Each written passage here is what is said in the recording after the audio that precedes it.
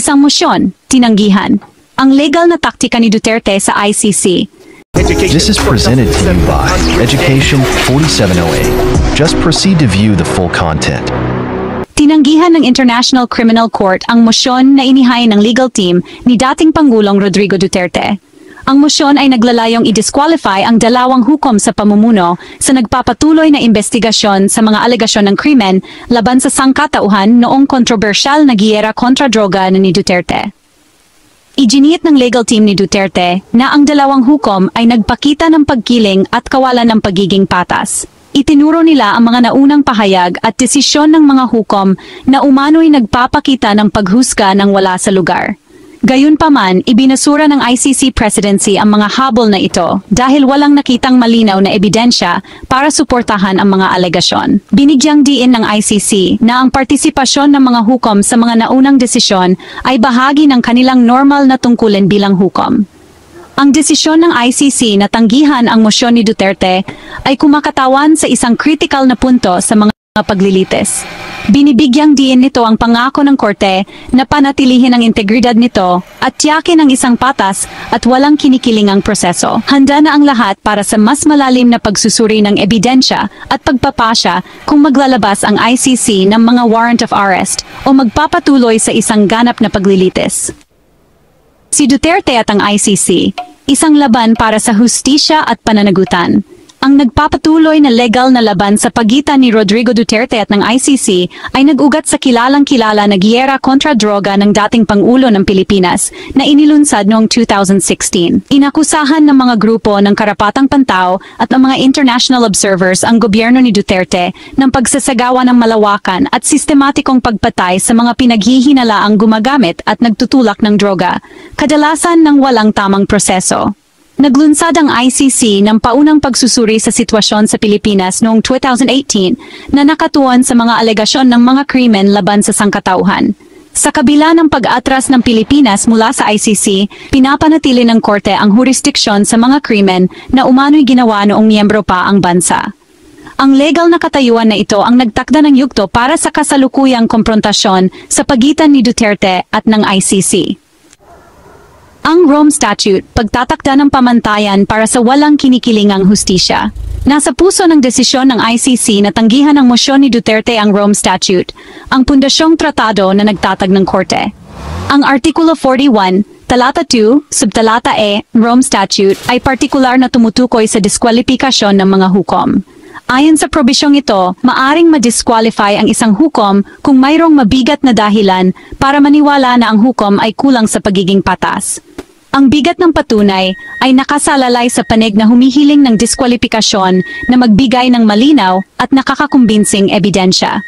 Ang mahigpit na pagsunod ng ICC sa pamantayang ito ay nagpapakita ng kanilang pangako na panatilihin ang kalayaan ng hukuman at labanan ang hindi nararapat na impluensya. Ika-4 na bahagi ang hatol ng ICC, pagpapanatili ng integridad at kalayaan ng hukuman. Ang desisyon ng ICC na tanggihan ang mosyon ni Duterte ay nakabatay sa isang maraming aspeto na katwiran na nagbibigay diin sa pangako ng korte na pangalagaan ang integridad nito. Binigyang diin ng ICC na ang pakikilahok ng mga hukom sa mga naunang desisyon ay isang normal na bahagi ng kanilang tungkulin bilang hukom at hindi may tuturing na ebidensya ng pagkiling.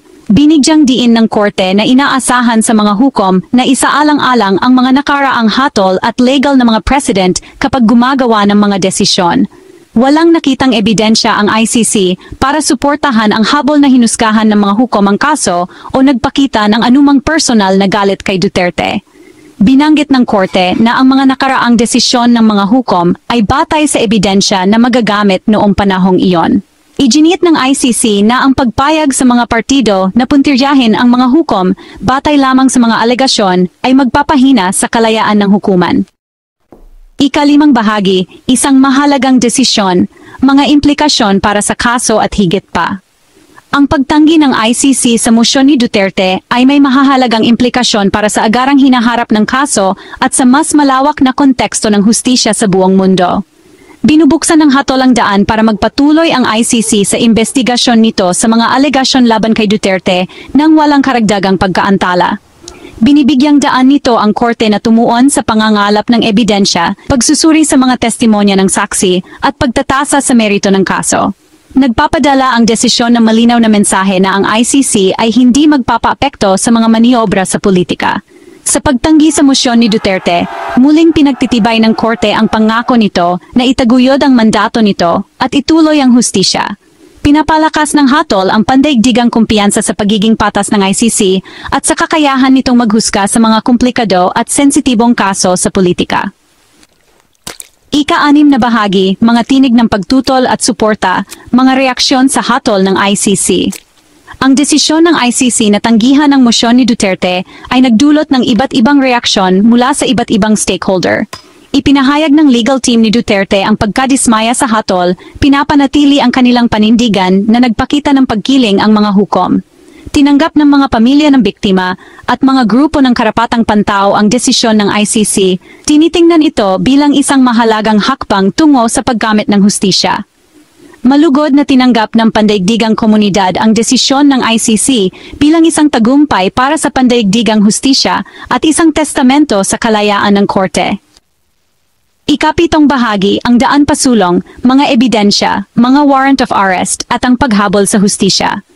Sa pagtanggi ng ICC sa mosyon ni Duterte, nagiging mas malinaw ang daan pasulong sa kaso na nakatuon sa pangangalap ng ebidensya at ang potensyal na pag-issue ng mga warrant of arrest sa iba pang kasangkot. Nahaharap ngayon ang prosecution team sa critical na gawain ng paglalahad ng isang nakakakumbinsing kaso sa korte. Kakailanganin ng prosekusyon na magbigay ng matibay na ebidensya, kabilang ang mga testimonya ng mga saksi at patunay na dokumento. Kung makakita ang ICC ng sapat na ebidensya para magpatuloy, maaring mag-issue ang korte ng mga warrant of arrest para sa iba pang mga individual na itinuturing na responsable. Sa kabila ng mga potensyal na balakid, ang paghabol ng ICC sa hustisya sa Pilipinas ay kumakatawan sa isang mahalagang hakbang tungo sa pagtatapos ng impunity para sa mga malubhang paglabag sa batas internasyonal. Ano ang opinyon mo tungkol dito? Ipahayag sa comment section.